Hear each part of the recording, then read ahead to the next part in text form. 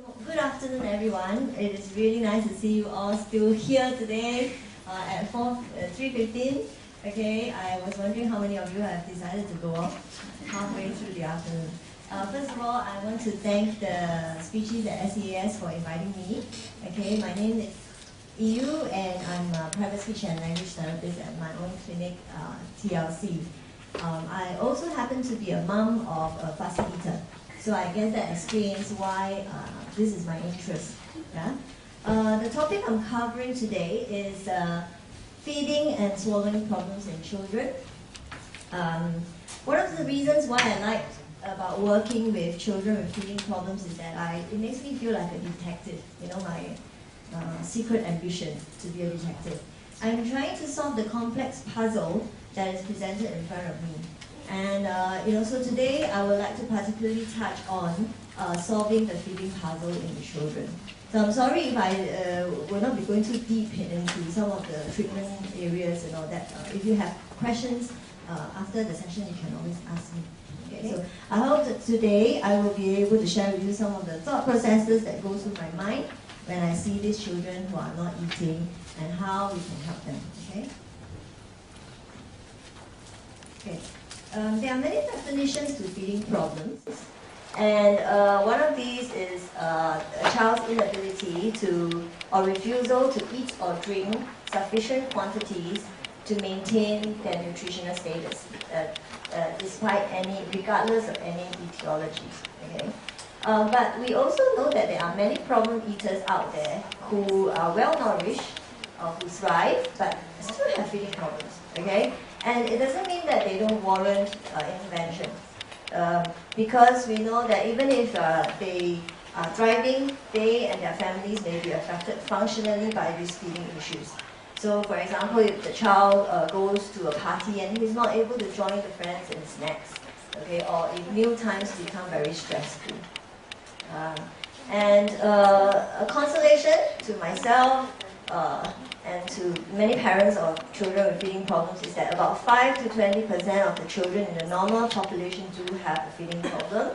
And these statistics become even higher in children with disabilities. Okay, your children, your preemies, your children with CP or autism, it gets up to about 40 to 80%. So who are the people that can help? It is not just a speech therapist, it's actually a whole big team of people, because you do require the expertise of different professionals to determine the nature of the feeding problem. And we have doctors, you may need the physio, the OT, I'll explain why later, the speech therapists, dietitians who are very important in the nutritional part, you may need psychologists for the behavioral part of it, counselors and social workers. And how can your speech therapist help? As speech and language pathologists, we specialize in swallowing and in the oral motor feeding part of the swallowing and feeding problems. Okay? So when you bring your child to see us, we will first take a case history of your child's feeding problems, swallowing problems, and we may liaise with the doctors. We will assess, we watch how your child eats or drink, observe how the muscles of the body, the throat moves, and we may do any further tests if necessary. So some of these tests you might have heard before, the video fluoroscopy or the FEES, the fiber optic endoscopic evaluation of swallowing.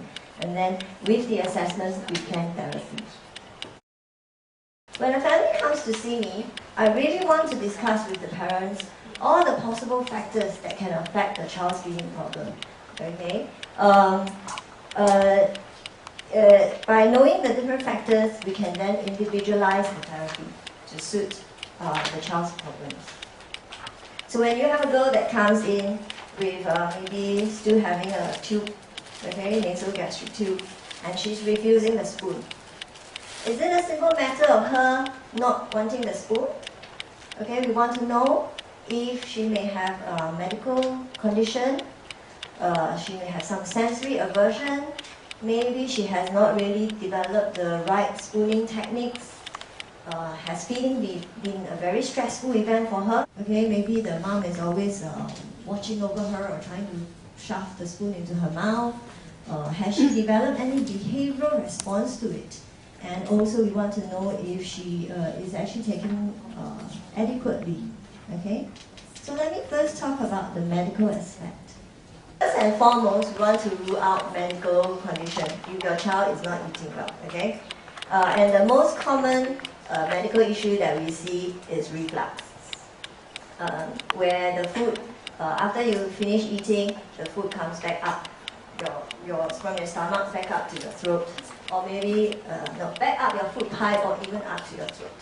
And a reflux that is not treated can cause painful swallowing, or you get chronic heartburn, okay, like this lady here.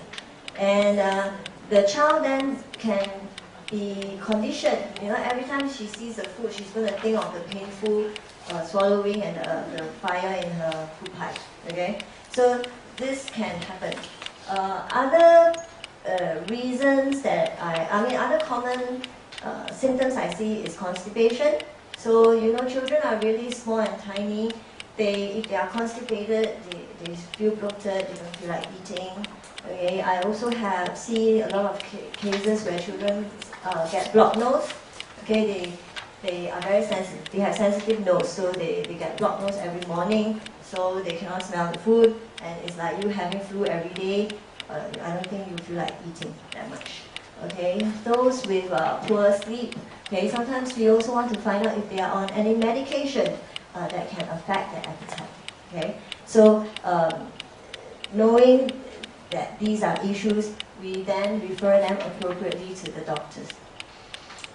Within the medical model, okay, we want to know if the child is not eating well. So if we have ruled out, okay, not reflux, not anything. So the child is not eating well. Does she have a swallowing problem? Okay, is she swallowing properly? Okay, and is food going down the right way? Some of the signs of a swallowing problem are the child may become irritable during feeding, may take a long time to eat, refuse different types of food, food coming out from the front, okay, from their mouth. One of the most poignant sign of a swallowing problem is gurgly. Okay, that means after they eat, you talk to them, they sound like okay, gurgly throat. Okay, maybe some food has been left in the throat, or they may cough, they go out of breath. Okay, or children who just for no reason have a lot of chest infection. So then you want to know if there is any swallowing problem. Okay, and you come to see the speech therapist to be assessed for swallowing problem. The speech therapist will try to look at the swallowing in 3 phases. Okay, so now I want to bring out the biscuits.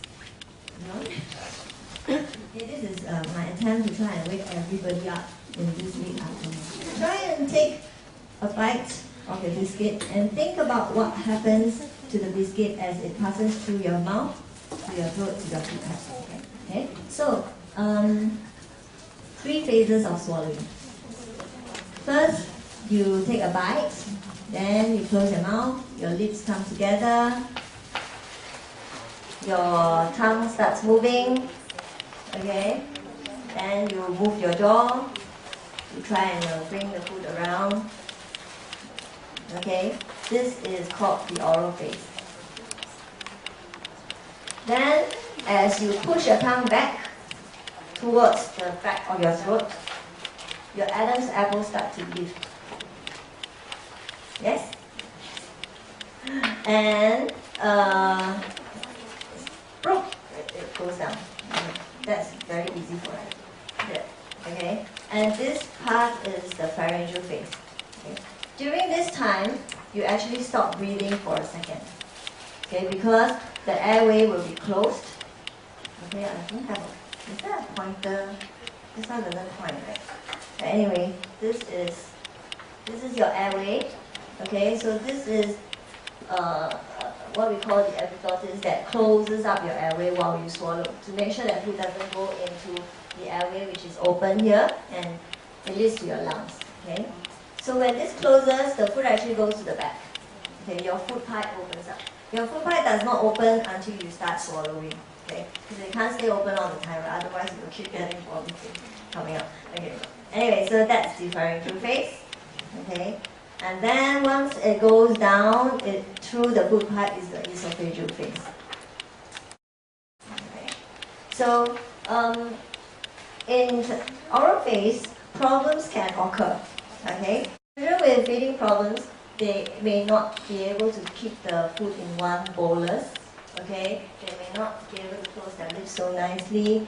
After eating, they may still have food all over their mouth inside. Okay, that's the oral phase problem. In the pharyngeal phase, problems can happen when you cannot initiate the swallow and when food or liquid stays in the throat. Okay, so pharyngeal phase problems can happen when food or liquid stays in the throat after swallowing. That's why you sound gurgly. Food can get stuck here. Or if it goes to the front, into the airway, we call it aspiration. And silent aspiration is really defined when the food and liquid goes into the lungs without cough, without any signs. An undetected aspiration can result in dehydration, malnutrition, chest infection, okay? And frequent chest infection then leads to chronic lung disease. So it's very important that we rule out aspiration. If aspiration is detected, what the speech therapist will do is to recommend strategies for parents or teachers in school to help reduce it, prevent it from happening more. Okay, and so you may get some recommendations coming back to you in this week. The speech therapist may recommend that you thicken the fluids. Okay, you may have to give an extra empty spoon to make sure that the food that's left in the throat gets cleared by the second swallow. They may recommend you to chin tuck, to get a chin tuck for your child, or maybe giving half a spoon instead of a whole full spoon to reduce the volume. So these are just some strategies that they will recommend. And so it's quite important for you to follow the strategies to prevent aspiration from happening. And if aspiration cannot be reduced, what would be recommended may be a tube, okay, the nasogastric tube, okay, or the G tube which goes to the stomach. And in the meantime, the speech therapist will work with your child to work on some therapy to try and improve the swallowing.